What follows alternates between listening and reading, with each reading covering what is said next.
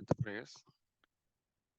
Namanatamirantasya Janashalakaya Chakrunmilitam Yena Tasmai Sri Guruve Nama Sri Chaitanya Manopishtam Stapidam Yena Bhudale Swayam Rupa Kadamahyam Dadandi Swapadandikam Vandeham Sri Guru Sri Yudapadakamalam Sri Gurun Vaishnavamsha Sri Rupam Sagrajadam Sagana Raghunadan Vidam Tam Sajivam Sadvedam Savadudam Parijana Sahitam Krishna Chaitanya Devam Sri Radha Krishna Padan Sagana Lalita Sri Vishakam Vidamsha He Krishna Karuna Sindhu Dinabandho Jagatpati Gopesha Gopika Kanda Radhanganda Namosturi Taptaganjana Gaurangi Radhe Vrindavaneshwari Shabano Sude Devi Pranamami Hari Priye Panchakalpatarubhyascha Kripa Sindhubhya eva cha Patitanam Pavanebhyo Vaishnavebhyo Namo Namo Om Vishnupadaya Krishna Prishtaya Bhudale Srimade Bhaktivedanta Swaminiti Namine Namaste Saraswati Deve Gauravani Pracharini Nirvishesha Shunyavadi Paschatyade Sadarine Jai Shri Krishna Chaitanya Prabhu Nityananda Shri Advaita Gadadara Shivasadi Gaura Bhakta Vrinda Hare Krishna Krishna Krishna Hare Hare Hare Rama Rama Rama Hare Hare.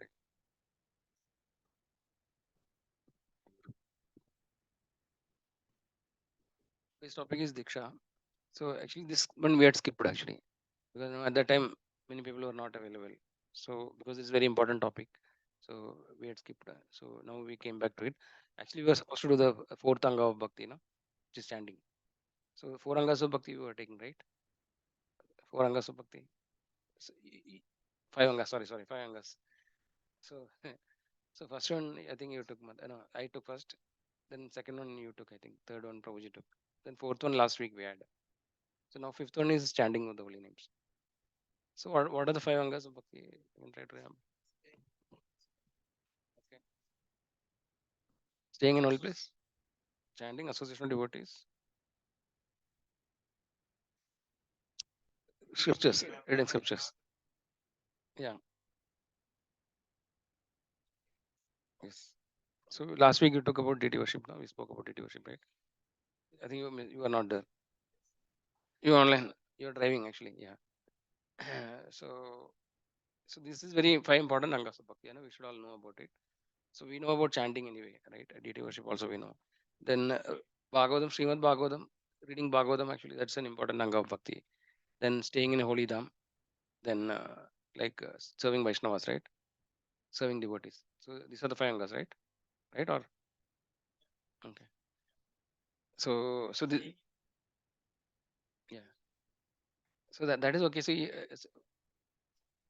yeah, that's what we last time we discussed. So basically, wherever pure devotee. So why actually what Prabhupada describes in this purport is though, what is the purpose of going to Holy Dham? It's actually not just to do do some sightseeing, like spend some time with family. Not really that. So the main reason for going to holy place, anybody knows what is the reason?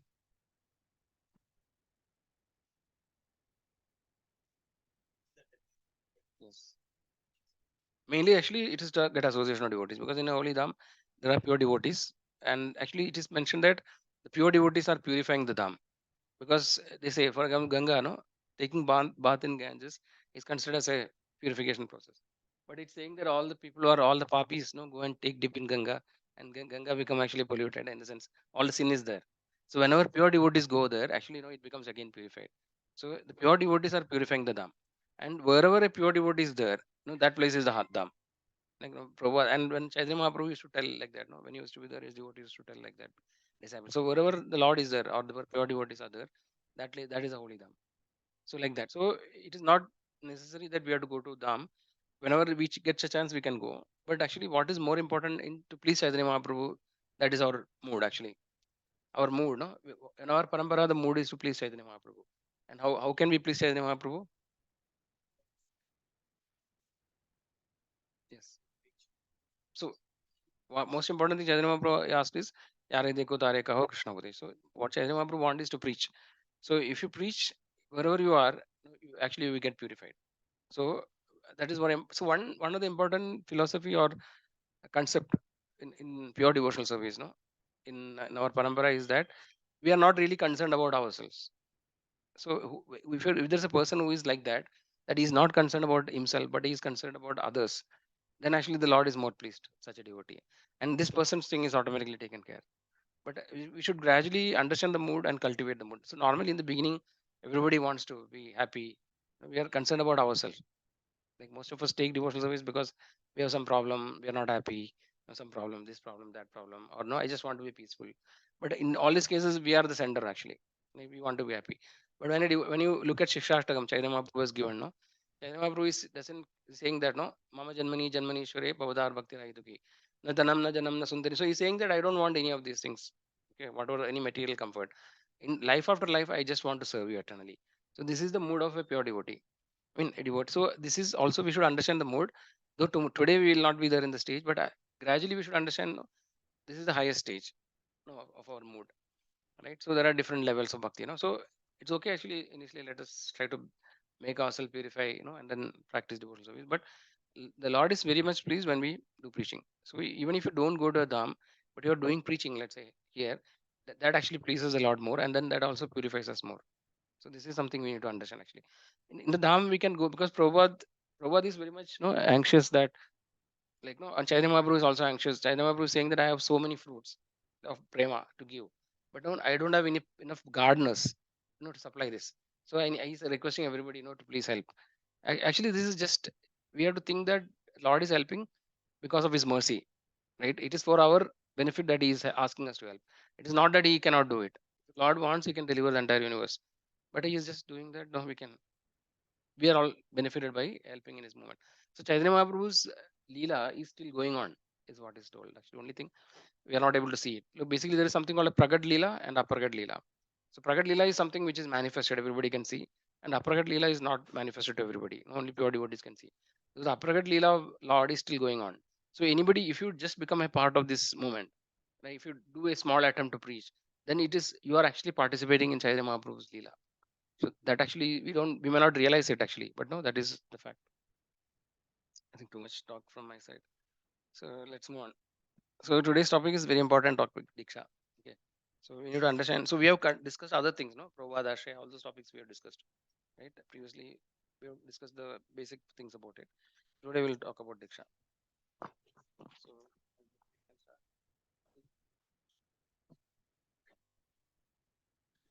Those who are cultivating spiritual life and executing devotional service are always engaged in activity. Such activity can be performed with with the body or with the mind. Thinking, feeling, and willing are all activities of the mind. And when we will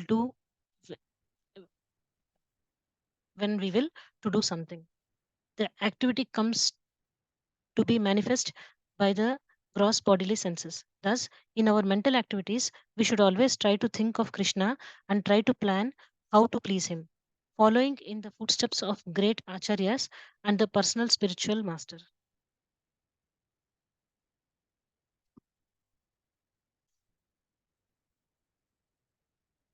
Similarly, we can offer many services with our bodily activities, but all such activities must be in relationship with Krishna.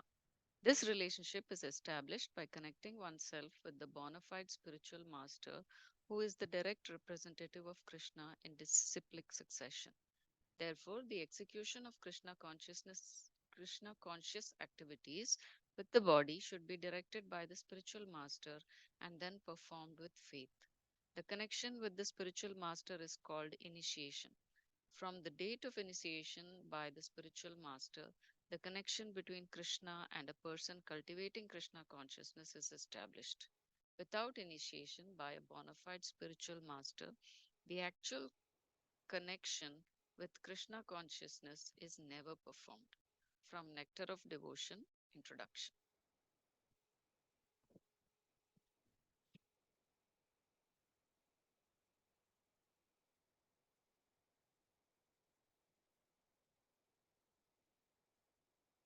In this Krishna consciousness movement, a chance is given to everyone without discrimination of caste, creed, or color.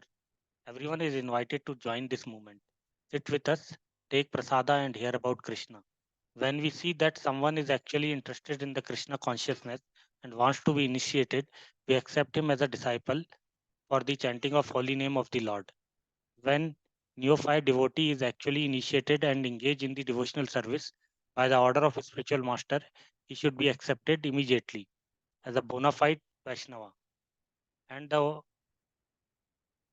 obeisances should be offered unto him.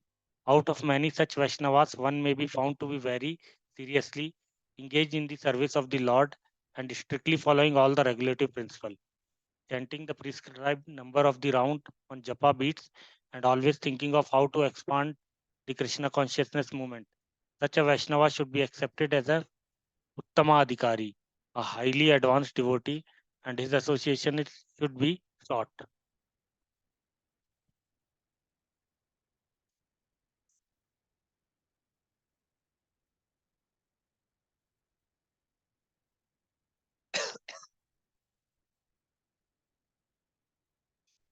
The process by which a devotee becomes attached to Krishna is described in Chaitanya Charitamrita, Antyam Leela 4.192. Dikshe kale bhakta kare atma samarpana. Se kale Krishna tare kare atma sama. At the time of initiation, when a devotee fully surrenders to the service of the Lord, Krishna accepts him to be as good as he himself. Diksha or spiritual initiation is explained in the Bhakti Sandarbha 868 by Srila Jiva Goswami. Divyam Jnanam Yato Tatyat Kuryat Papasya Sankyasyam Tasmat Dikshati Sa Parokta Desikai Desikai Tattva Kovidai.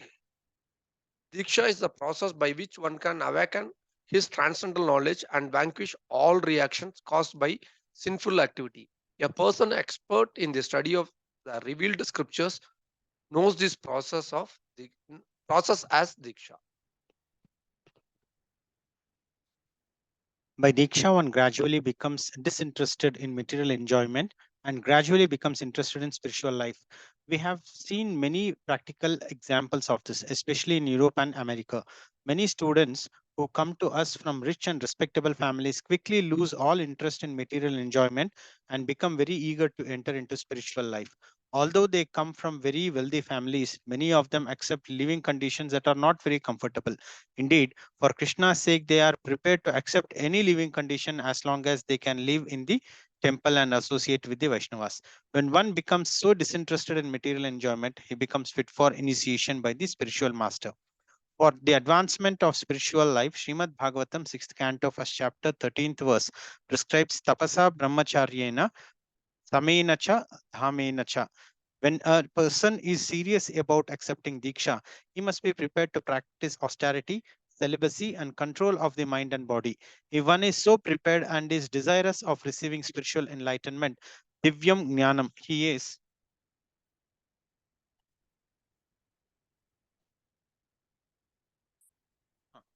Yeah, he is fit for being initiated. Divyam Jnanam is technically called Tadvijnana, or knowledge about the supreme Tadvijnanartham Sagurum Evabhagachati. When one is interested in the transcendental subject matter of the absolute truth, he should be initiated. Such a person should approach a spiritual master in order to take Diksha. Srimad Bhagavatam 11th canto 3rd chapter 21st verse also prescribes Tasmad Gurum Prapadyate Jignasu Shreya Muttamam. When one is actually interested in the transcendental science of the absolute truth, he should approach a spiritual master. One should not accept a spiritual master without following his instructions, nor should one accept a spiritual master just to make a fashionable show of spiritual life. One must be jignasu, where very much inquisitive to learn from the bona fide spiritual master. The inquiries one makes should strictly pertain to transcendental science. Jignasu Shreya Uttamam. The word Uttamam refers to that which is above material knowledge. Tama means the darkness of the material world, and Ut means transcendental. Generally, people are very interested in inquiring about mundane subject matters, but when one has lost such interest and is simply interested in transcendental subject matters, he is quite fit for being initiated. From Nectar of Instruction, text 5.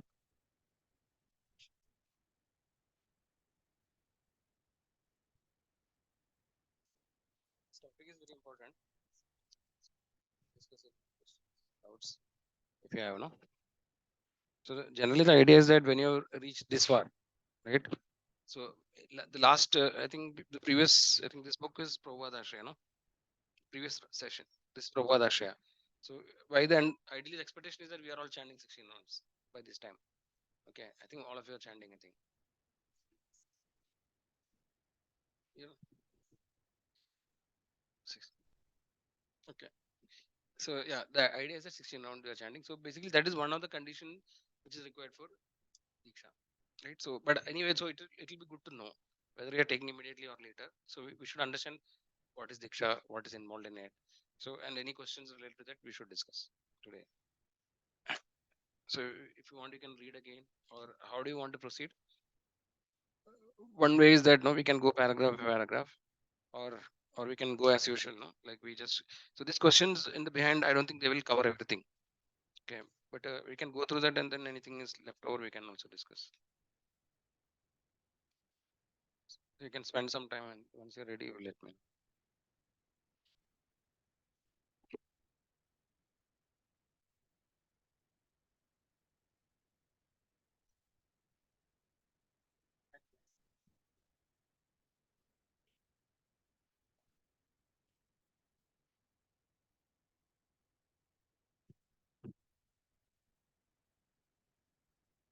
Can you repeat about which is what is it? Which paragraph?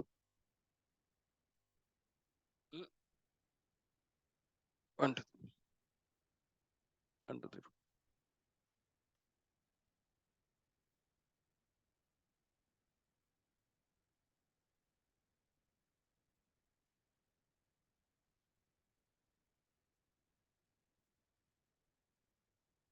Hmm, hmm. But here this is about Uttamadhikari, no? It's not about Diksha. Uttamadhikari, actually, there are three levels of devotees. Right? You know, Prabhuji? Which are the Kanishta, Madhyama, and Uttama. So Kanishta is like a neophyte devotee. Madhyama is actually like no intermediate stage, and Uttama is a pure devotee. So here it is talking about Uttamadhikari, not Diksha actually.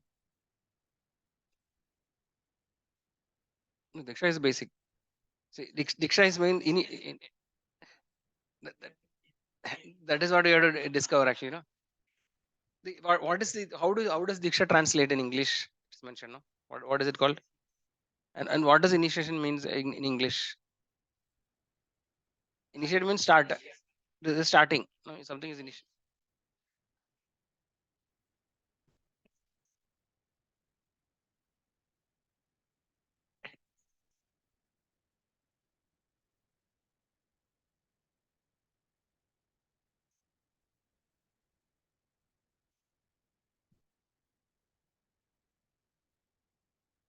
Okay, then I think today's session is done. You understood the or what is required.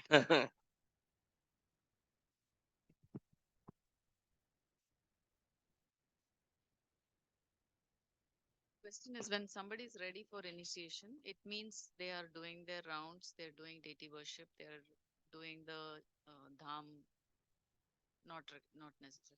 Only chanting. Okay, the four principles and chanting.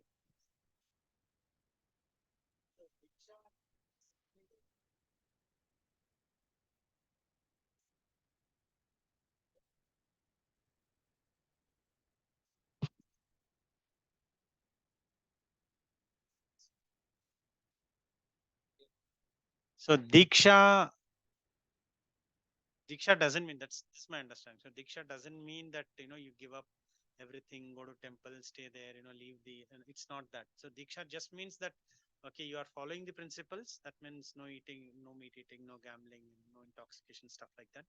And then you adhere and you keep everything clean. You do the chanting and always think of Krishna. That is the beginning. That is Diksha. Now, is Diksha physical in nature or is it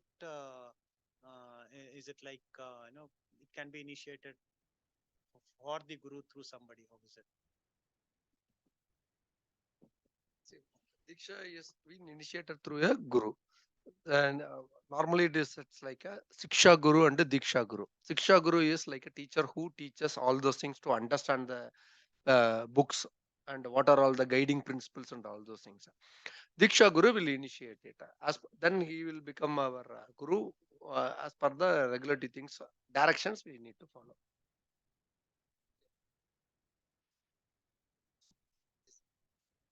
So only physical is the guru.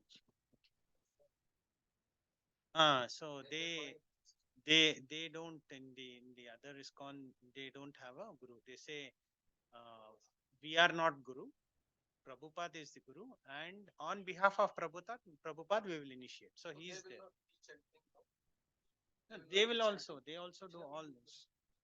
They will have everything. They have no their philosophy is slightly Yeah, different. that too much into that. Yeah. So the point is that the importance is that no, the guru has to be a living person. Actually, we cannot no, it cannot be somebody who is not available, because when Prabhupada was also there, whenever he was very extremely unwell, no, then only he, like, on his behalf, he allowed somebody to initiate. But always it is that guru is a physical person. The reason is that how, like Prabhupada used to say, see, if you do a mistake, how will you be able to correct if guru is not present? Actually, if guru is physically present, then he can hold your ear, no, and then correct you. It is there actually. See, that is a different topic. It will go into a different discussion. Let us now only discuss in general. Okay, these topics we can discuss one to one. Prabhupada has actually given sent a letter, no, with 11 people actually who has to initiate. So this is all some there's a different things actually. So we'll understand generally what is expected. Okay, so let's continue. So should we first discuss the questions, or no, or we just open discuss? What do you prefer? Yeah, but we need to cover the questions. Yeah, I think that is a simple question only. Try to think Krishna, try to plan how to please him, how to please him, how to spread his leelas, and how do we make people aware of what is the purpose. Okay, so uh, the higher purpose is to please Krishna and to go back to Godhead.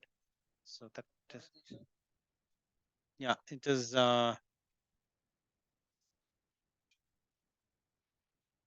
Yeah, and Diksha is a process by which one can awaken his transcendental knowledge and vanquish all reactions caused by sinful activity. So, a person expert in the study of the revealed scriptures knows this process as Diksha. So, again, see, it says that it will vanquish all sinful activities, but then a lot of people who take Diksha also fall. Okay, so when they fall, and then they move from actual Diksha and actual spiritual journey to something which is a more show off. Okay, so that is what we see. When people are maybe they are interested, they take Diksha, they want to actually increase their consciousness, they want to continue their spiritual journey, but somehow they fall. It could be Vishwamitra or it could be anybody who's on this planet. Okay, so they fall. So, but then what happens to Diksha? We'll come to the questions later. Okay. So should I- yeah, first let us be clear about the basic positive part. Then we'll come to that. We'll answer of those questions. Okay. How are the Krishna conscious activities executed? Generally, you know the answer, right? What are the different processes of devotional service? In this paragraph, somewhere it will be there. Krishna conscious activities executed. Basically, we'll have to do the, like, I don't know, infinity founds, then find the answer. In general, like, we have the 9 process of devotional service, no? Like, that is,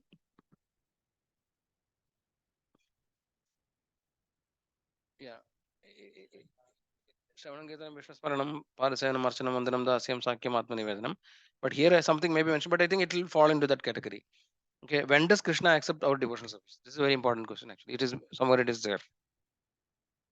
In the first initial part, I think it is mentioned. This is very important to understand. Okay.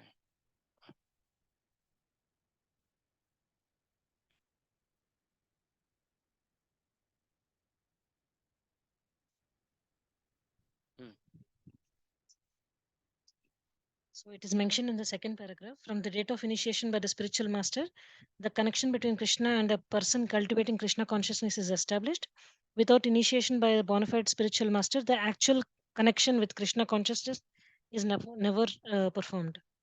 From the nectar of devotion.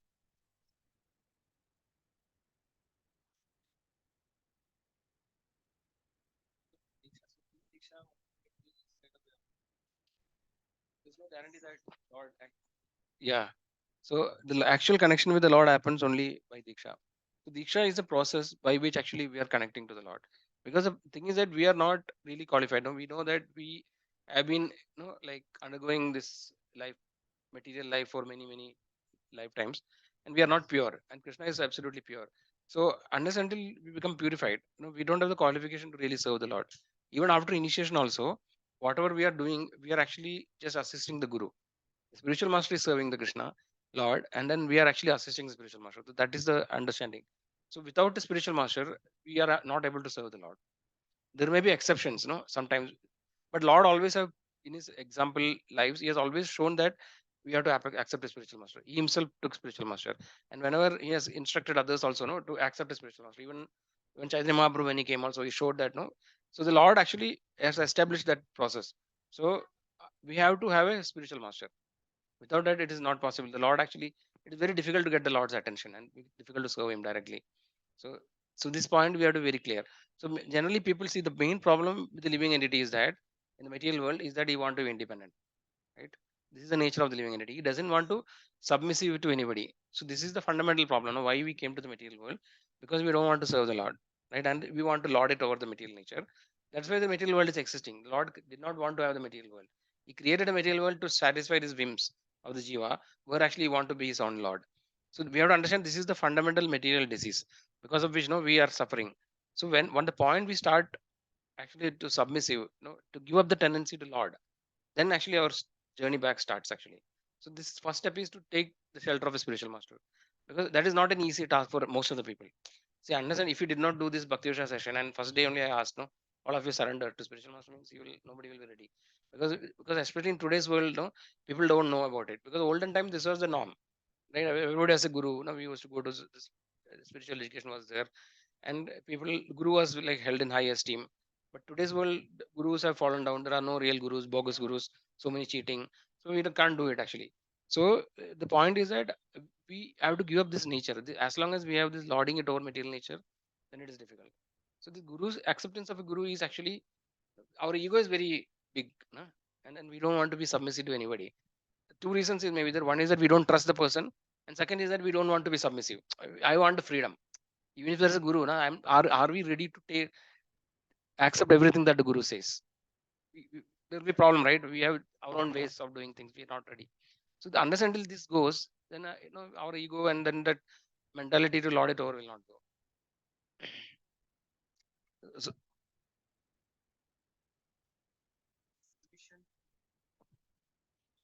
When you have complete faith. So today the challenge is putting our faith into somebody is the biggest challenge. Okay, how do we know? Because there are, like you rightly said, many famous gurus have fallen very badly. Okay, so now what happens to all their devotees then? All those people who have been initiated by the guru. Now a guru might have initiated like lakhs of people. Now then when he falls, what happens to all of them?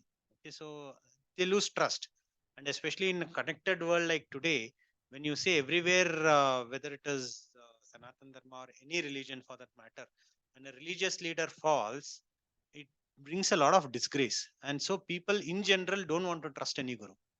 Okay, so they say, yes, we'll read books, we'll pray to God, but we cannot trust somebody. When gurus make some points, we don't know what is genuinity of that point. Okay, because we see somebody making that point and then falling. Okay, so that's the biggest challenge where people are hesitant to take somebody, and then guru says, we have seen, like, leave all your property. Okay, leave all your property, leave everybody and come to me. Or they say, okay, give all the property to me, I will take care. Then people get a little jittery about such statements. Okay. not happening in ISKCON. No?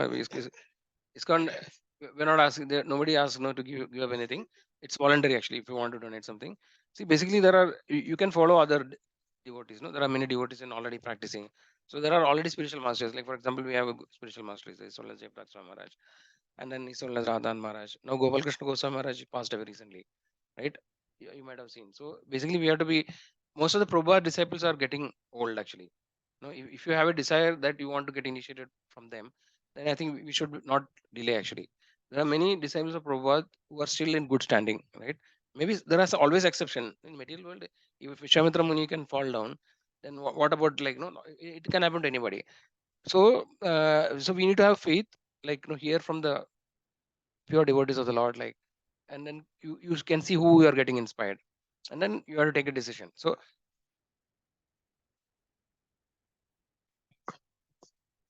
So when see, like it says, right, in even in Bhagavad Gita and all, when you are actually serious about spiritual consciousness and spiritual journey, and you don't want to get cheated. There are two things. One is you want to be in spiritual journey and you don't want to get cheated.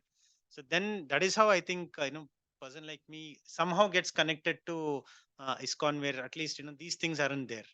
Okay, there are other things where people are always getting cheated time and again. So it again depends. You want to get cheated, Prabhupada says somewhere. You want to get cheated, you will get cheated. You don't want to get cheated, you will not get cheated. But it depends on. It says, right. Everything begins from a thought.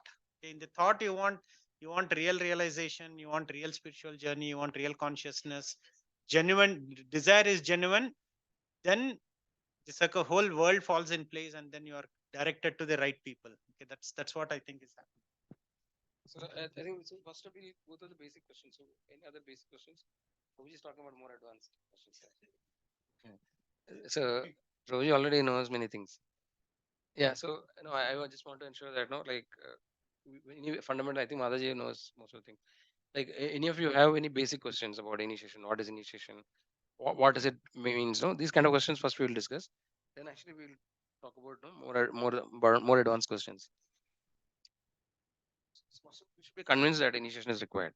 So for that, any questions you are having, we can discuss that. Whether, see,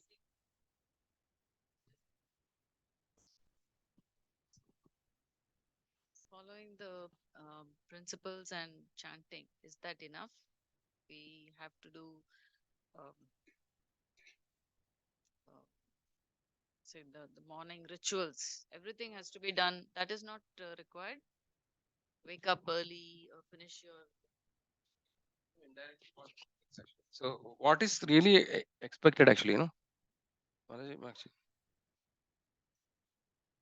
So see, basically in the initiation, we take a oath actually during initiation. So in that, actually what is expected is this: is we'll follow the four regulatory principles, right? And so we'll tell what are the four regulatory principles that all of you are aware.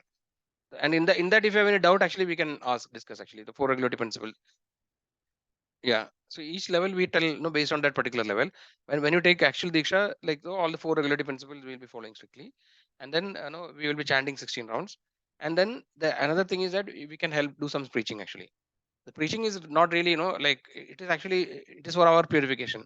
It is not that if you don't preach, like, your diksha is gone, not like that. But it is also that we tell the spiritual master that how am I going to help the spiritual master in the mission? Because see, first of all, we should ask ourselves why I want to take initiation.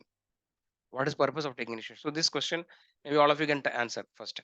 Okay, why do I want to take initiation? So of course it is like related to the topic today. Why initiation is required? Because without initiation, what will happen? Yeah.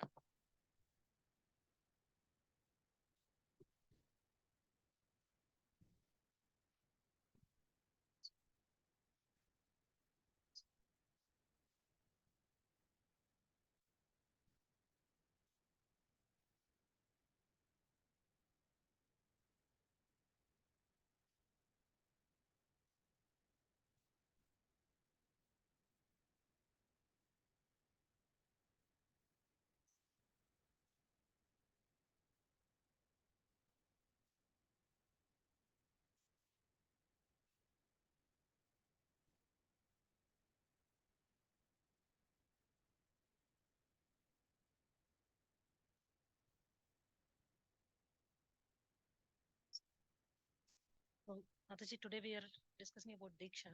It is about initiation from the Guru. So, unless and until we have this initiation from the Guru, the connection between Krishna and us will not happen. So, Guru is the means to connect from uh, when connect Jivatma to Paramatma.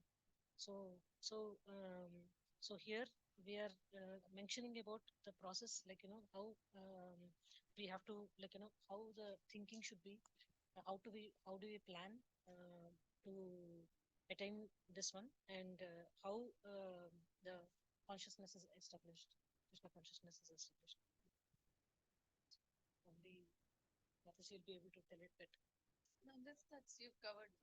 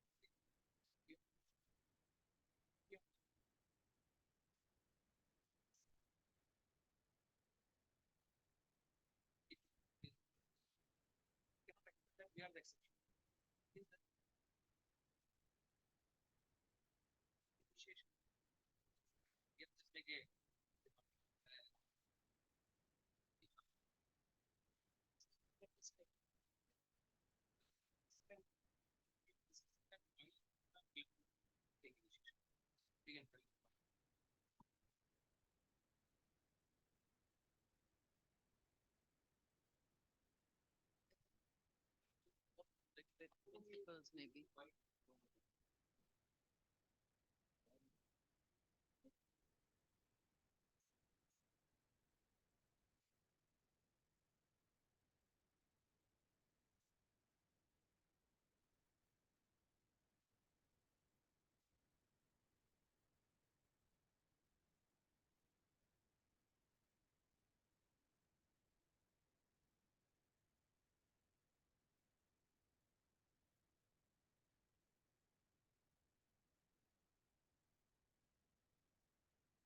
And surrendering to a living human being is what is difficult. I mean, mentally we will be able to surrender to Krishna or whatever. That might be easy, but to actually surrender to a living person is, is what is difficult for us. Hence, we need a guru to whom we can actually surrender. But the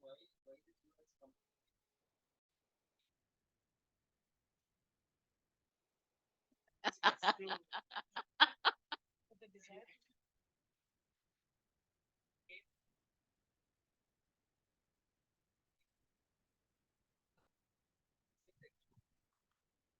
Example of a rich father is given. No? A very rich father, his son doesn't want to. He want to go and live independently, right? Even though everything is there, because the nature of the jiva has this tendency to become the lord, the enjoyer. So when anybody, the living entity, come to the material world because they want to lord, become the lord. So everybody has that tendency. I want to be boss of this thing, in subtle or gross ways. So this is the fundamental. We have to understand this is why we are here, and that is the reason also that we don't want to surrender, because that mentality is there. No, I don't want to surrender. I want to be the Lord. See, when you are the Lord, when you are the master, then you will not be the servant, right? So this is the we have to understand. This is the material disease they explain actually, right? So we have to understand that is the root cause. And as Madaji told, if it is not a real guru, then always we can play around. Nobody is there. Oh, I am surrendered. Oh, okay, who is going to verify? How the guru can check? No, you say I am surrendered to guru. Nobody can check. Right? Or you can say I am surrendered to Krishna. But when there is a real guru, then actually there is real relationship is there. The guru can correct you, right? Then he can guide you and things like that.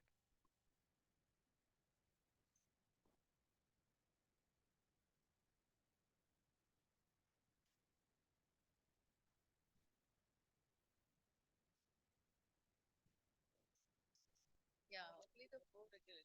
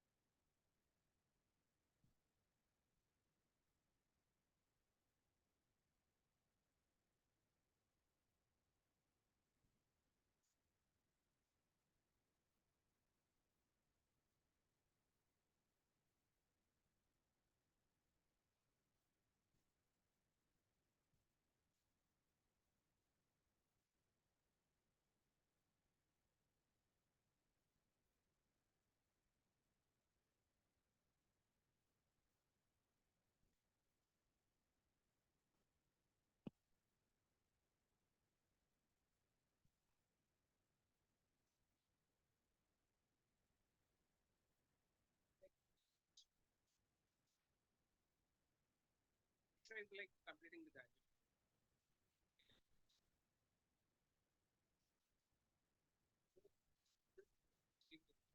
Okay. So the that's why we go by step by step. If somebody is outside now and we say, I'm taking going to take Diksha, they'll think that like you told, you are taking going to take service. You're going to leave your family. That is not the point, right? So all of us are still living. I'm taking Diksha, we are all living, we have family, everything is going on. So really we have a spare actually, if I take Diksha, then what will happen? Not enjoy life. Take it from there. Those kind of fear people have. So these fears you should openly ask, what are the fears? There's nothing to worry. Because we see, that's why we ask you to come to Yatra from the temple. Because you see, like, there are a lot of devotees. And then all of them are family, children, everything is normal like that. Anything our consciousness is changed. But we don't really miss everything. Eating, sleeping, meeting, defending. These are the four things all living in outside, outside. We are also, we eat actually nice for family. It's like that everything we are actually doing. Anything is in our consciousness, Krishna is the center of life. For them, their personal life or their own enjoyment. So otherwise, we don't see. Actually, devotee is much more happy. That you can see by looking at them. Devotees are like, so over time, many people used to come and ask the secret, and your disciples, they are so happy. What is secret? So actually, to see this, will be possible spontaneous, and actually there is no way that you can manage. Because happiness actually is a state of mind. Really, it doesn't depend on the situation. How you face the situation is up to us. So that will automatically come when we chant and follow the devotion. Our mind will change. We have a correct understanding of things. So then we think even if things go bad also, it will not affect us. Things will happen. You cannot change it. It will go days of Kalyam. So you cannot expect that not everything will be perfect. If wish and life they live happily ever after. That may not happen actually. But actually our consciousness will change. Then we will not be worried about the things. Things will come and go. We know that our aim is as long as our everything is happening in that direction, that I'm getting closer and closer to Krishna. Yeah, I will be happy. But if something is that I'm moving away from Krishna, that will be so that is the real goal, right? Sometimes what happens, we theoretically say understand things, but in practically we are not able to implement it. So in theory, all these things are fine. Okay, Krishna, I want to go back to Krishna. Everything is fine. But then in our day-to-day life, we don't behave like that. We are more and more anchoring. No, we stuck here. No, every activity which I do is more and more binding me. If you really understood the philosophy and you want to go back to Krishna, then our activities will be such that it is unwinding. It is removing all the what you call entanglement. But we act in a way that we increase our entanglement. We accumulate more possessions. We try to do all these things like whatever is we take a job which is very complex. So all these things more and more entangle us. So that is what sometimes like the practical and theory, like they are independent. Like, theoretically we understand things, but we are not really able to apply it. But then as we make progress in life, then we will be able to realize more and more by the mercy of the Lord. And then our consciousness will change, and then we will be able to we understand what is the real purpose. And then other things which is not affecting the real purpose, we are not bothered about it. Like that, our mind will become stable and steady. So One basic question probably anybody would be able to answer, but I'm just asking. Like materialistic life always asks us to be master of something. Like if you want to take up a project, for example, a job, we have to master s- some skill to excel in the job. And spiritual life always asks us to be a slave. Like please don't become master of anything. So leave everything. I mean, don't become a master of anything. Actually, just get. I mean, uh, forego everything. So how should we come overcome this dvandva? I mean, the duality. So how are we supposed to handle this? basically, see, ideal scenario is that you see if you want to go back to the Lord fast, then actually we should not have any entanglement. That is the basic thing. No? So the more you are entangled, because when you are chanting, what comes to your mind? If you are working, then your work related things comes, right? What are you have to learn so many things, so many tensions. These are the things which will come to your mind. So this entanglement always. So it all depends on how much what each of us are situation we are in. So given a chance, no, for example, like I, for example, your family, so you have financially you are well off. I am just assuming, and Prabhuji is having work. Actually, you don't have to work. If really given a chance, you don't have to work. So the one possibility is that you don't have to work. that case, because the situation is Krishna is provided. So in that case you can practice more better. But if sometimes you are the only breadwinner and it is you have to work, then you have to work. So in such case actually we need to work. So then what they say is that Krishna, the Lord is expecting us to give the results. So we should not be attached to the results. So whatever we earn, actually we need to give it in service of Lord, so that we don't get bound by that work. See, when you are get doing a work in the material world, then we are bound by the results. That is the entanglement which is created, the karma bandhana. No? So the ideal scenario, wherever it is possible not to work, when Prabhujis are working, others are okay, then actually they don't have to work. If I had a situation not to work, I'll be very happy. But then I can't do it because no, I'm the only breadwinner. Mm, okay. Think Gopika Krishna never says that we should not work. Okay. Work is there, but while you're working, think of me. That is what Krishna says. Never says.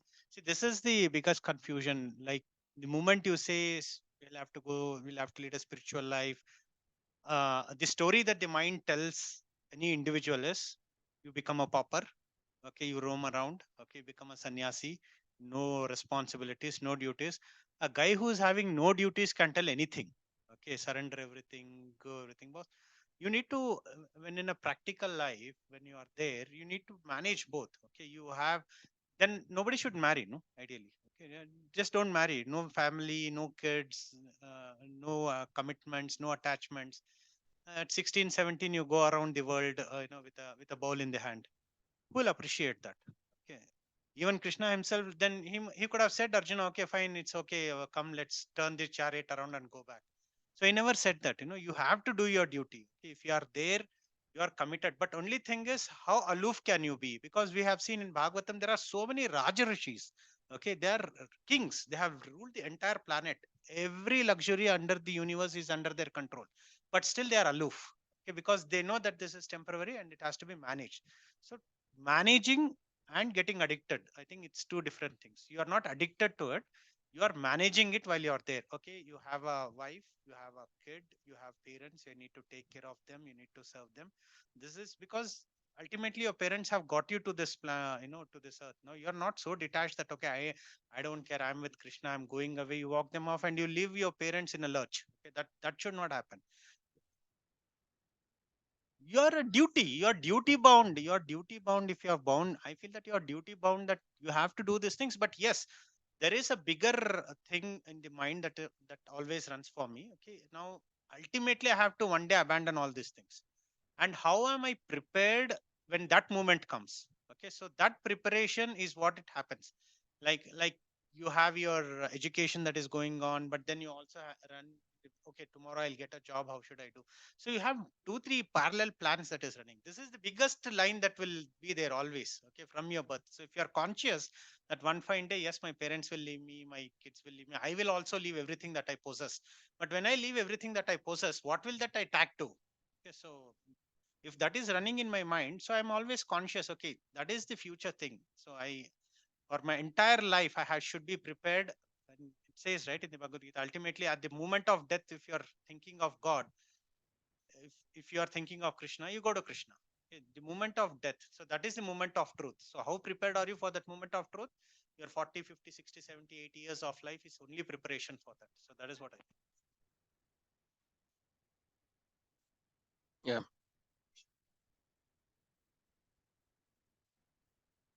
This question, Prabhupada, when people ask Prabhupada, actually, if I am not able to remember you, what will happen?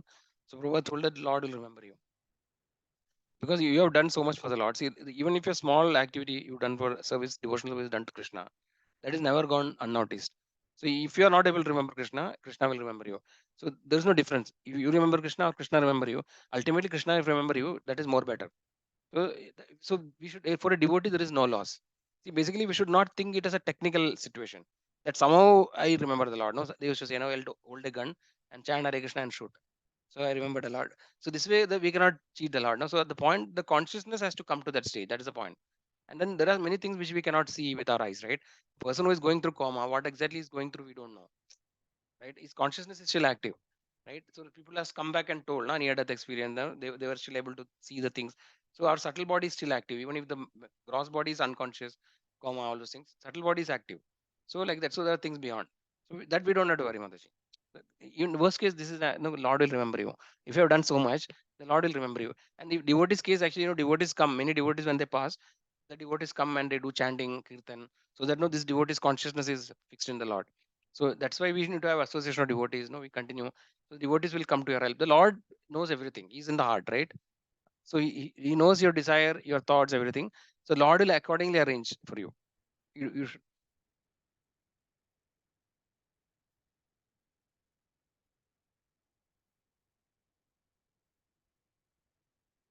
Mm, yes. The soul is actually still there. The subtle body, it is told that 13 days the subtle body will be in the place. It will not go away. It will be roaming around in that area.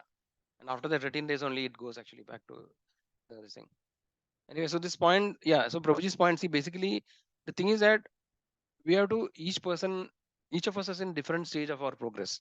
And according to the level that actually we can do, we should do. We should not try to jump the gun and try to do more than what we can do. Then what will happen? Whatever we do also will stop. So we should go step by step. See, end of the day, we have to come to a stage like Prabhuji told, no? That actually we have to connect to the Lord, and then we should be always be able to remember the Lord. That is, Krishna consciousness means always be conscious of Krishna. This is the goal, right? To come to a stage where you're always remembering the Lord. So all the activities that we are doing is to come to that stage, chanting and five angas of bhakti. Everything is come to that consciousness. So how far we come to the consciousness? This is the question, and how fast we can afford to go. That also we need to understand. So prematurely we cannot do. But end of the day, see, it is mentioned that a person who is fully surrendered to the lotus feet of the Lord, for him there is no responsibilities. This is a very higher stage. But in a normal stage, as Prabhuji told, practically is that we have to go step by step. So today I have responsibilities, like I have to take care of my family.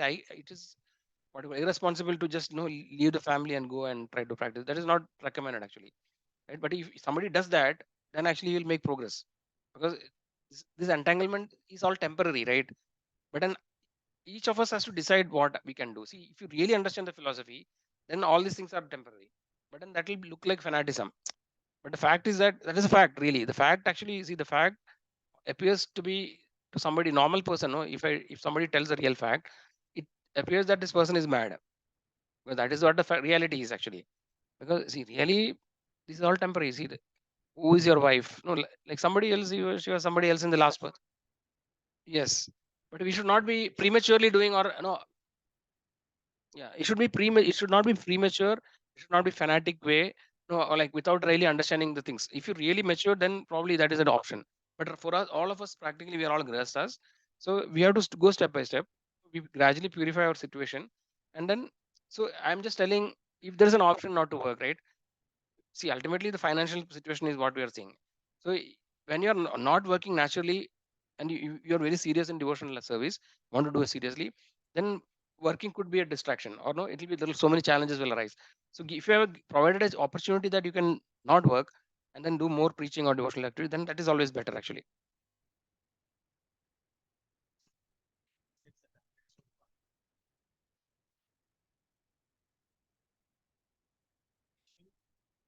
Anybody abandoned any duty? Anybody? So far, at least nobody.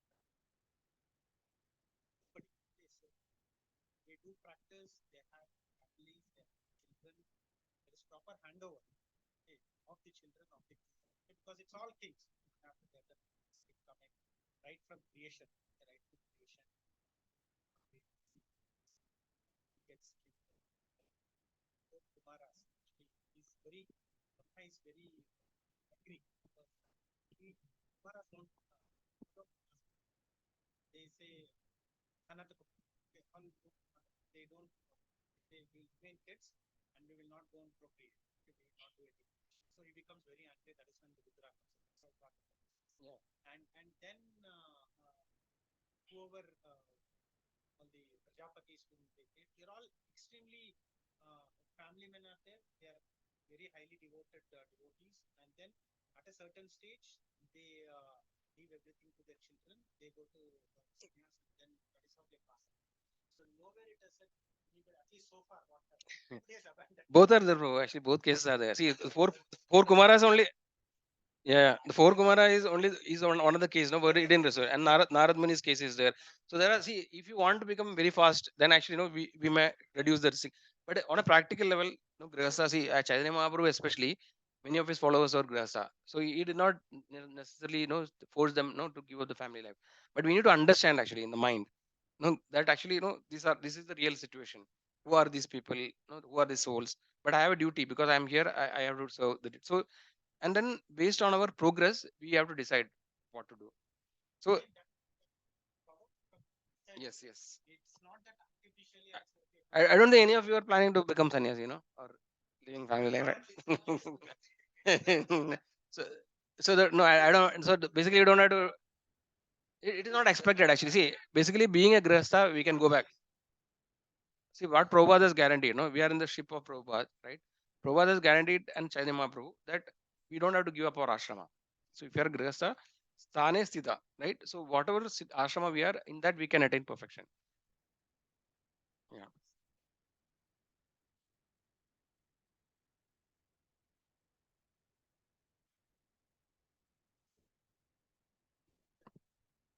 Story that I heard. So Narada asks Mahavishnu, about this question. So there's a grihastha. They go and see. So grihastha is normal. He wakes up morning, he does his puja, then goes does his work, and then comes in the evening again, pays obeisances, goes to bed. So in this, only in the morning and evening he prays to the Lord. Yeah, in the office times or his work time he doesn't. So Narada says 24 hours I do about think about you only, chant about you only. So who's better? He says grihastha is better. I said, how? Then he says, okay, I'll give you a bowl of water, go around the universe. Okay, even one drop of water falls down, you are done. Okay, so you're no more. So then he gives and Narada goes around. Okay, he's always where the water will fall. Okay, where is Narayana Narayana then? It's not there. So he said, how many times did you say Narayana Narayana? You keep doing that, right? Or throughout all three lokas, you go and only telling Narayana Narayana Narayana Narayana. But when you are having bowl of water in your hand and you were conscious that the water should not spill, why didn't you say Narayana Narayana?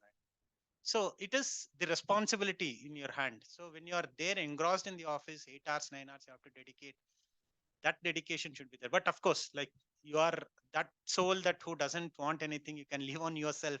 You don't have to, because see, when we go to spiritual places, we see a lot of these sadhus who are actually beggars. That is extremely painful to see, So you reduce yourself to a pauper and you sleep on the roads and go around and say, give some money, give some money. So I think that is bad. When you can afford to leave something, you leave something and stay somewhere. If you really want to go away anything, then you should not ask money with anything. That is, you don't want anything, fine, but you come and ask, give me some money, give me some.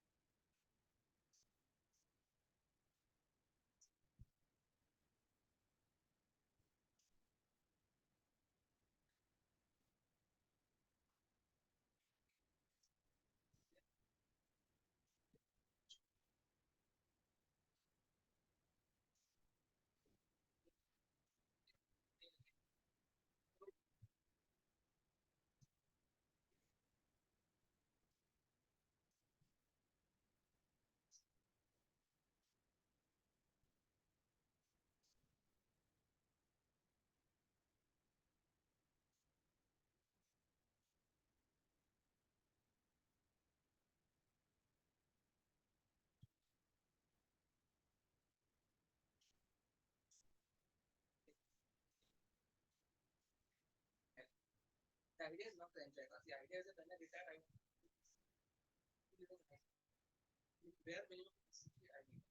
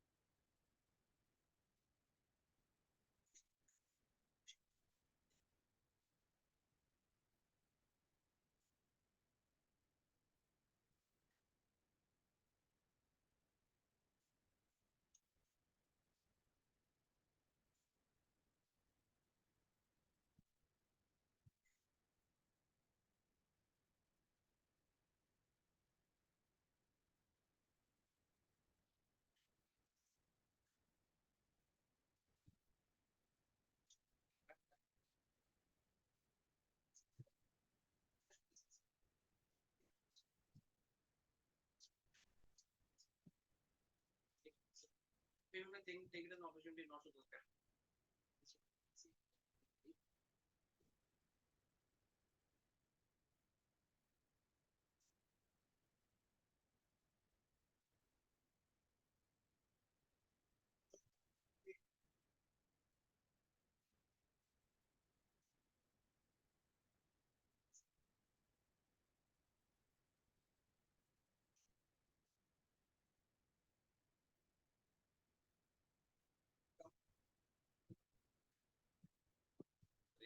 It's related topic. So Diksha is what are the other questions?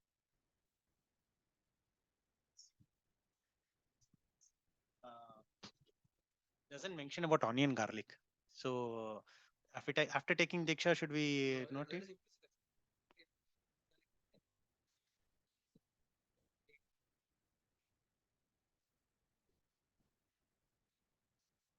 And then what? Again, you take Diksha, then you're not able to live to that commitment. What happens? This is an important question. See, the relationship between Guru and disciple, Guru and Shishya, it's mentioned that it is life after life. Janme Janme Prabhute, no? So once you accept the spiritual master, then no, you have to serve the spiritual master. Basically, it's a mutual, what you call, agreement kind of thing. So the spiritual master is responsible to deliver the soul. No? The spiritual master should be capable of delivering the living entity from the cycle of birth and death. That is the spiritual master's responsibility. Similarly, the disciple has to follow the instruction of spiritual master. So like that, it is a bondage, right? So when we are taking the initiation, we are promising in front of we do a yagya. So it is not like shiksha. Shiksha is like a more informal. It's okay, like no, little bit here and there. But in a diksha actually is like a marriage. Is one of the samskara, right? So diksha is also samskara. We do in the fire sacrifice, and in front of fire, agni sakshi we call it. So we actually tell that I am going to follow the four regulatory principles. Right? I am going to chant 16 rounds of holy name every day, and whatever. We write the paper. In paper also we write that. So it actually is a commitment. So we should be sure that I will be able to follow it. Right? That is very important. And in case if you are not able to follow, what happens is that the spiritual master has to take the reactions. See, it is mentioned here, no? So when the so we have so much of baggage of sinful activity, the past karma we are carrying, right? So many lives. So it is mentioned that when the guru gives diksha to the disciple, all the karma is actually removed. Whatever you have done until now, the entire karmic reaction is removed, right? And then it actually then we should not commit new sinful activity. Whatever sinful activity we commit after initiation, the guru has to suffer. So this we have to be very clear actually. So that is why many spiritual masters are suffering. We can see that they actually take so much karma, right? And even Prabhupada also, when he used to initiate disciple, after that, no, they used to become sick. So so this is very important actually.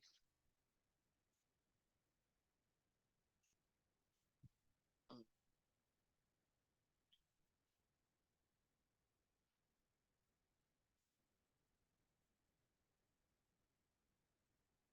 mm, yeah.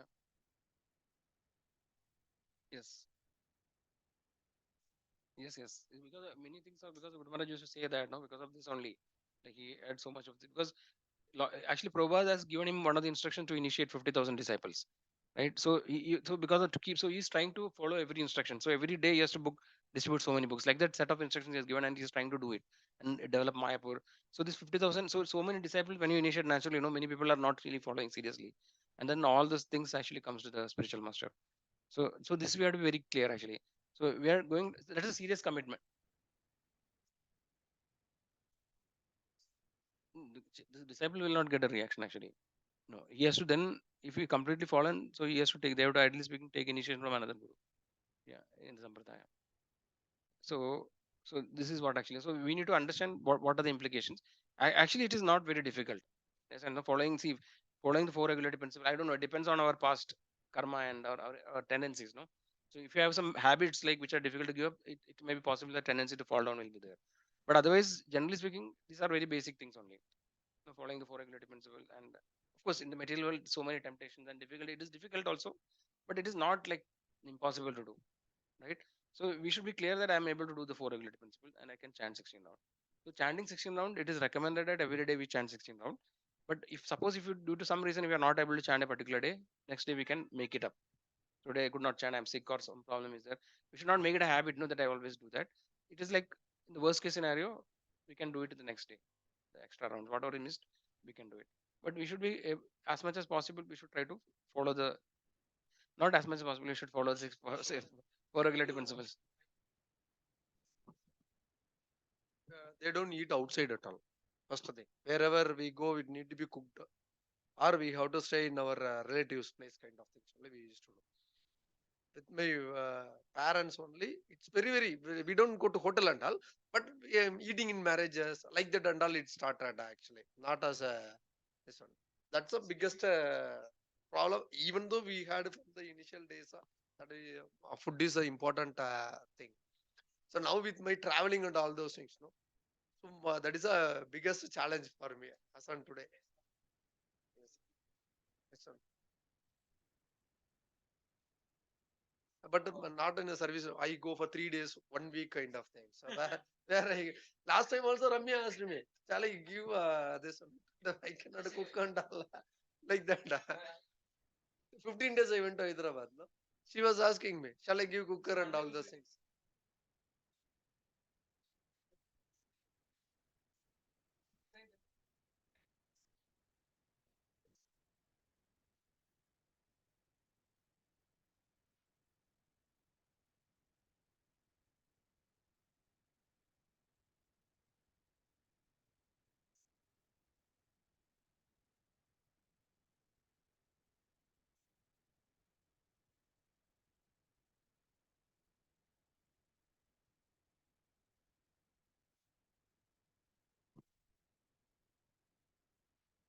See, basically, see, probably like that. See, actually the fundamental expectation is that no meat eating. No, that is the thing. So we should not eat non-vegetarian. So in the worst case, if for survival, if you have to eat in a hotel, okay, we can take curd rice for example. Some other things are allowed, some milk products like that. But we should not make it as a practice, no, an opportunity to do it. Suppose in emergencies we can do that. First thing is that we should try to cook or something. You can try that option. If nothing is available, you can eat curd rice. You know. Mm. So it depends on our will, how much willpower is there. But this is not very difficult. We can do it actually. See, also it depends on when we take the commitment, then we will find ways to do it. Otherwise, no, we will just postpone. Just because of that, we should not postpone the initiation. Listen, no, this is only if this is the only problem, that is not a big problem according to me. Right? As much as possible, you don't eat non-veg, of course. Right? So that is the fundamental. Onion, garlic. Yeah, you can get hotels now. The worst case, you can get to Jain food. You can get right. If, suppose if you're not, this is the only problem I'm saying. But then gradually we should find a way that no, we should minimize. But that is not a major issue. Yeah, only for that you don't have to delay. That is the thing. You're not convinced? Huh?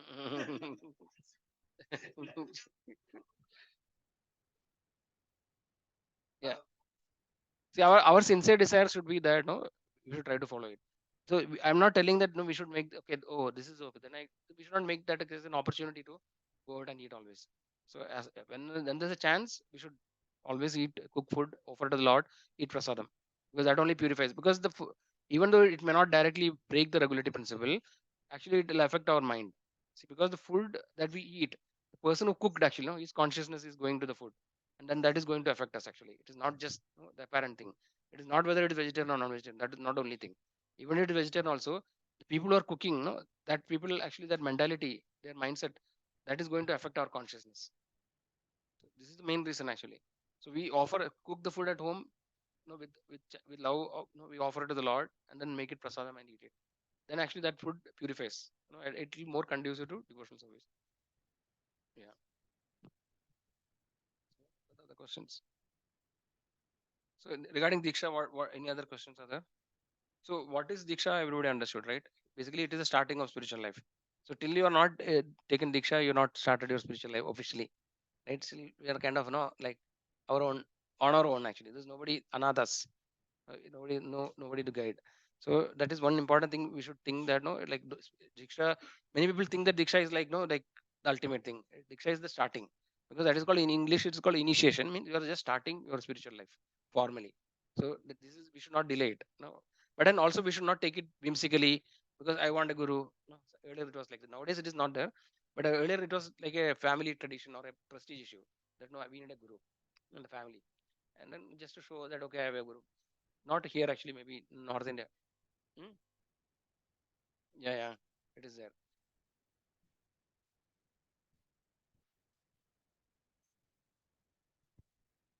When we take initiation now with in ISKCON, so whoever is the guru available at that time for us in the place where we are is assigned to us. But when we have not developed a relationship with them, we don't know them before.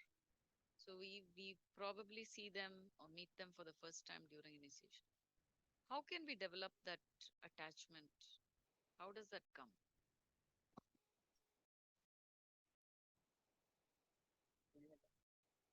Basically, see, Prabhupada has seen his guru only, two or three, few times, very few times. Bhaktivedanta Saraswati Thakur, right? He was not having constant association. We met only very few occasions, like just count. You can count in the finger, only that many. So the guru's association actually, there are two ways we associate with guru. One is called the Vapu and Vani. So Vapu means like personal association of the guru. Serving, right? So yeah, serving directly Guru and having his intimate association. And second is Vani, is by through the instructions. So when you are following the instructions of the Guru, then actually you are associating the Guru. Because all this matter is transcendental, spiritual matter, right? So it practically many times it may not be possible that you can have constant association with the Guru. It is not feasible. So we have to hear from the Guru. So, like as we mentioned, right? Like if it is His Holiness Jayapataka Swami Maharaj, we can hear about his history, life history. His book is available, right? Like, there is a biography is there. Then we can hear his lectures, old lectures, new lectures. So by that we understand the Guru, what is his mode, things like that, or any other Guru, Radhan Maharaj, all no, there are many initiating spiritual masters are there in ISKCON. So it is not necessary that Guru has to be locally. It is not assigned to you. You can also decide who is Guru. It can be Guru in the US also. You can go to US and take initiation. Some people have done that also, right? So that is not that. There is no boundaries, time, place kind of boundary. Whichever Guru can inspire you, we have to we have to hear from different Gurus, and then try to follow them and understand their mood. Because Guru Shishya relationship is a two-way relationship. See, we cannot. We also has to be qualified to take initiation from that Guru, right? See, it is not that I just decide, okay, I want the best Guru, but then the Guru also should feel that you are qualified. So this arrangement is made by the Lord, right? The Lord as Paramatma is there in both, right, in us and the Guru. So Lord makes the arrangement. So we have to also ensure that we should qualify ourselves to be that spiritual master's disciple. No, that is also there. So like that, both ways it happens. So we have to hear and understand the Guru through their teachings. So essentially speaking, all gurus should not have a different philosophy, right? Because everybody, why we say the parampara is that whatever is coming from the Bhaktivedanta Saraswati is coming to Bhaktivedanta Swami, and that is coming to his disciples. So all the gurus should be telling the same thing. There is no difference. But then there may be little difference in their mood actually. Some gurus may give more stress to preaching. Somebody may give more importance to, like Vedic culture. Somebody may give more importance to cow protection. So like that, there will be different angle. Prabhupada has given different aspect. So some gurus will be more inclined to certain things. Like some guru may be more oriented to chanting the holy name. Like that is most important. Like more stress. So this may there is some little bit changes here and there, and then based on our desire and our qualification, a guru will get a guru, and based on how much sincere we are, based on that we will get a guru. But we have to endeavor from our side. It is not that no, just suddenly one day somebody will come and tell this is your guru. That may not happen. We have to put our effort, try to hear from different spiritual masters, understand their mood, read their books. Like that, actually, we need to pray to the Lord every day. Actually, I sincerely want a spiritual master. Please guide me. There are so many wonderful pastime stories happen, no, of how people are connected to different spiritual masters. Right? They had different ways. That it looks like miraculous how they get to. So those kind of things also we can understand actually like that. So the Lord arranges actually that thing. We need to be just ready, sincerely, endeavor, and decide actually that I want to get initiated. That first should happen. Then actually, then as I told, no, these things are there. Ankush Babu is ready for initiation.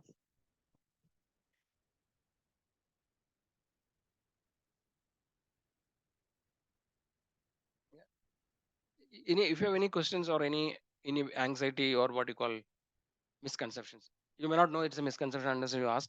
So anything that is bothering you, you should ask actually now, so that no we know. So because people may naturally have this kind of question of what will happen. Oh, I have to do this. Then how will I do this? What will happen to this? So these kind of many things. So see, we have to be sincere. Okay. From my experience, I did not find it any difficulty actually after initiation. No, that it is very difficult to follow, or I did not find anything. We can easily follow it actually. Of course, there will be some challenges here and there because of Prabhupada also used to say that accidental fall down is actually is excused by the Lord. That means sometimes some people are used to different habits which has been there for very long, like for example somebody may be drinking or no, so it can be anything actually. So or addictive kind of mentality, so this may be sometimes not easy to give up, and somebody is sincerely endeavoring and accidentally he falls because of the habit, then the Lord actually excuses that, because that is mentioned actually, right? So and then that such a person should still be considered as a saintly person. We should not.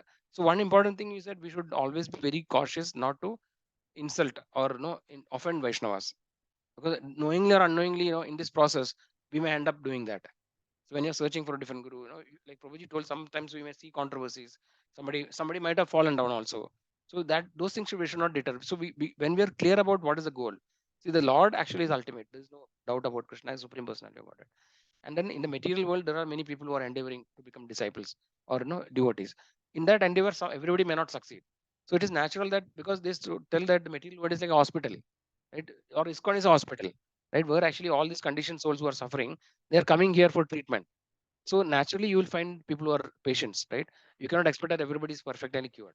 So that should not deter us. We should be mentally prepared, understand that this is possible. Somebody may fall down. This is natural. That just because of that, we should not be completely give. Oh, then no, I will not want to take initiative. Should not think like that, because our goal, we should have faith in Krishna actually, at least. Lord is there, right? And then He has given instruction. So that is why this scriptural understanding the scripture is very important, because if you take decision based on sentiments, then that will not last long. No, sooner or later you will collapse everything. So if you have strong basis for the shastric basis, then actually our faith is firm, that even if one guru is fallen down, that will not shake us actually. We know that okay, the principles are correct, but then maybe this guru has fallen down, whatever reason it is, that is not going to affect me, right? Because it is based on the solid principles, shastric principles. So still we should go ahead. I mean, this thing, that is why all the things are important. Not knowing the Shastras, scriptures is important. That's why we say, no, every day we have to read books, Prabhupada books, to understand, make the philosophy strong, like that.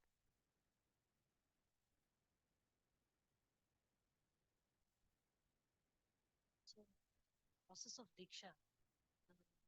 So, initiation will happen to a guru. So that means we approach a spiritual master on the day when we take the Diksha, or how is it? I mean, how is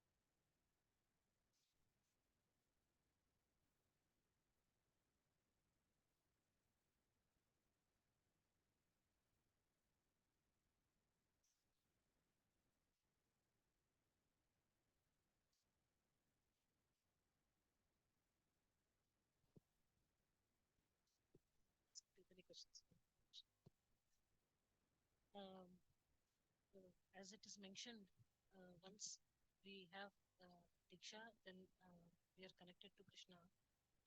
So, uh, are the deities going to come to our house, Babaji, as a part of Diksha? I mean, uh, not necessarily.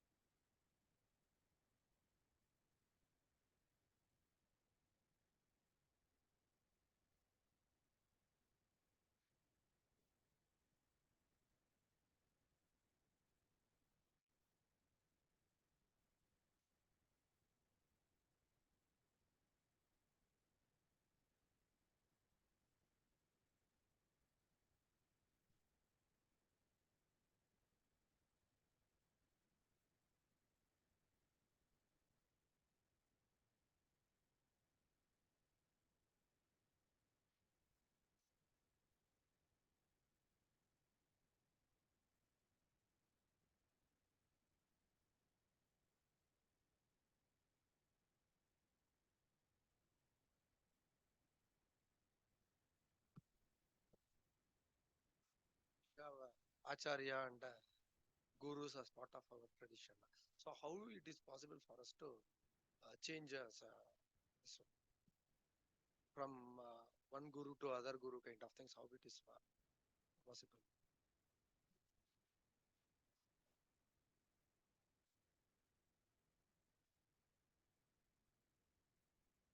Uh,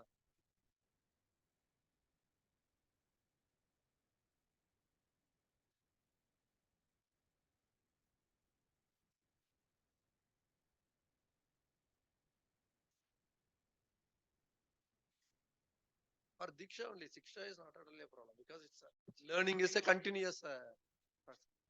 No, no Diksha.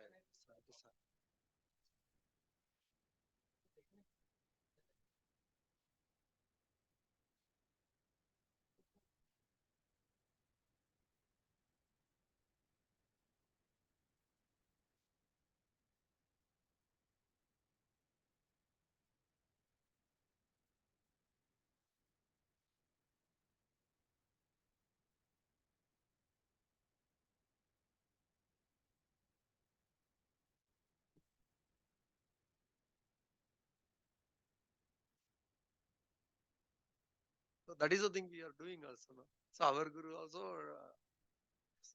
taught that only. So Mahamantra we have been chant. No, no, no. That is Acharya anyway. Our what you call Kanchi Mat is our Acharya for our any what you call marriage or any auspicious thing. No, we used to go to our matta, have darshan of Acharya and take his blessing. And even in our marriage invitation or anything, it will be with Acharya's name and this prasada. With that only it will be performed. And so for my son also, my guru only have kept a name. Otherwise, how we have the knowledge to keep Krishna Chandra like that name? Krishna Chandra is the first time we hear, in the sense, it is not a common name.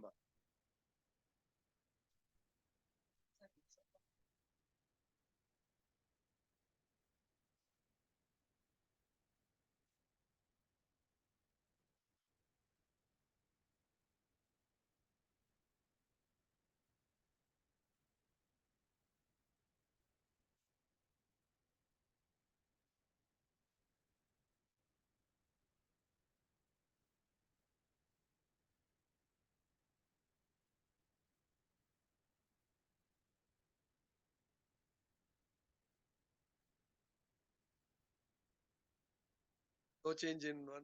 This Chaitanya Mahaprabhu only is ultimate, and the Mahamantra is only been practiced. Okay.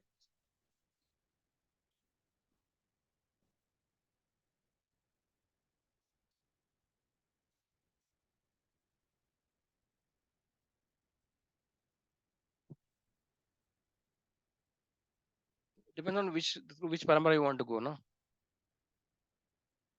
See, yeah.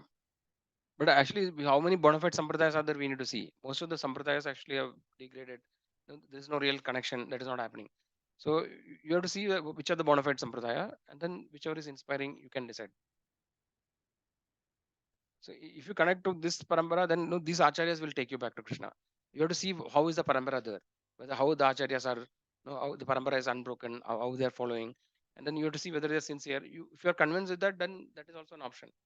Of course, because all of us are here, we'll naturally say that no, we have to follow this parampara, right? That is the thing. So if you have another parampara, then you need to understand. Yeah,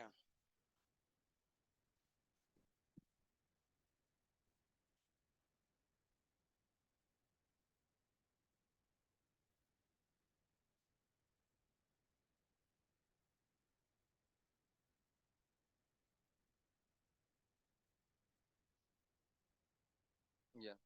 Then he's following that parampara. He's in a different boat. He has changed the boat.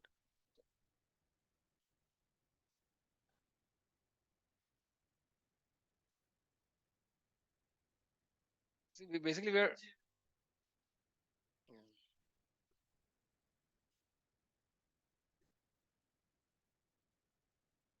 See, basically, you have to see before boarding the plane, no? You have to see where the plane is going. We have to be convinced that this plane will go to Goloka. So that you have to ensure. So whichever, it's okay. So here we have all the information we have shared with you.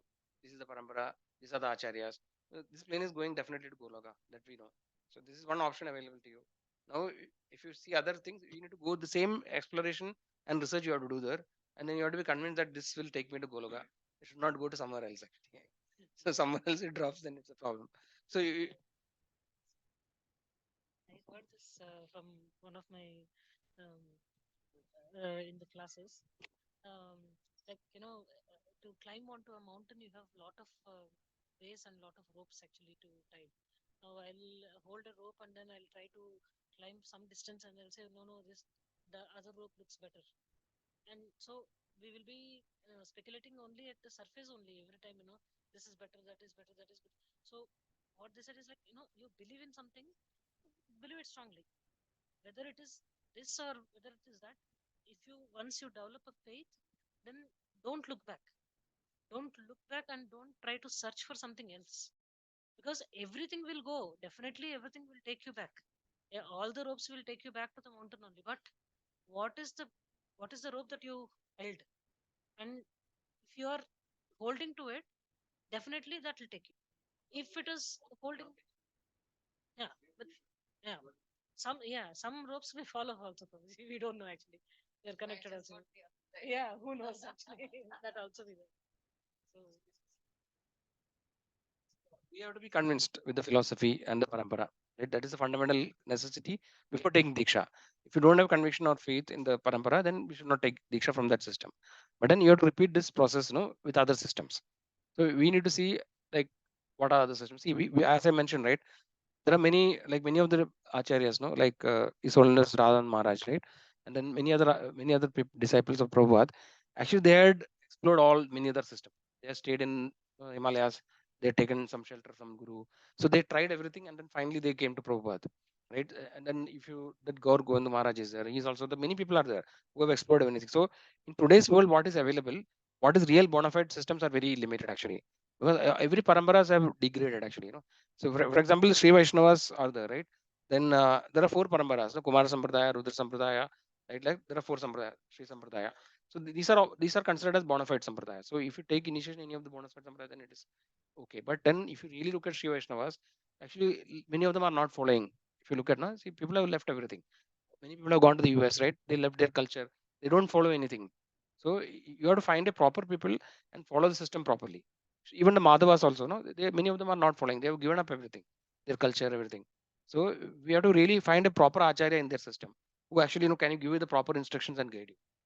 So those things we need to check. So now we can talk only about what we know. This is the parampara we are part of, Brahmamada Gaudiya parampara. We know that it is an authorized parampara. We know Chaitanya Mahaprabhu, he is Krishna himself. So it is we are coming in that parampara. So this option is there. And Chaitanya Mahaprabhu is very merciful, right? He is very easily forgiving. So you can decide. Information is available. You can decide if there is something better. Of course.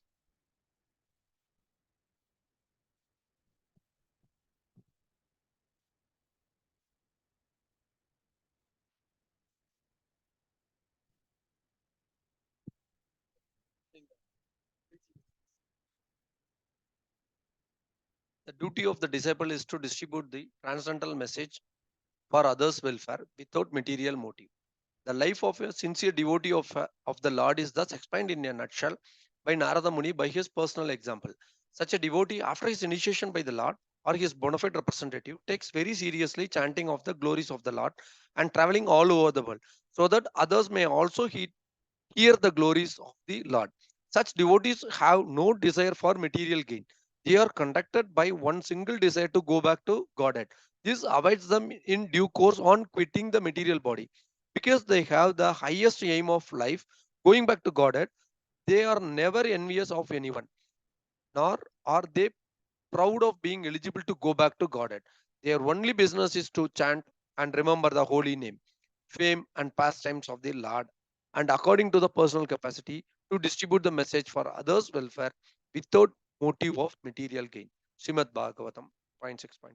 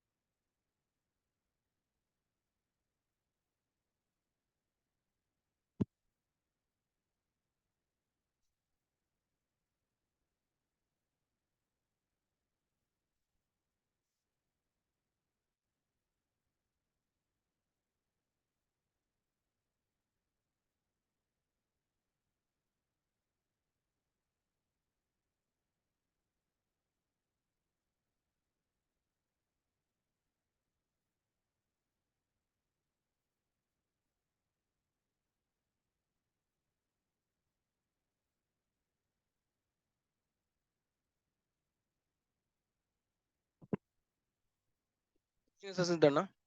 Preaching essence is done. What any questions you're having still? Okay. Then we wind up the session. Yeah, so we'll.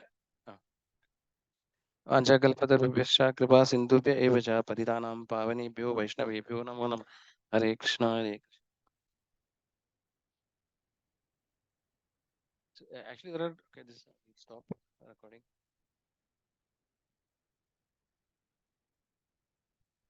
stop recording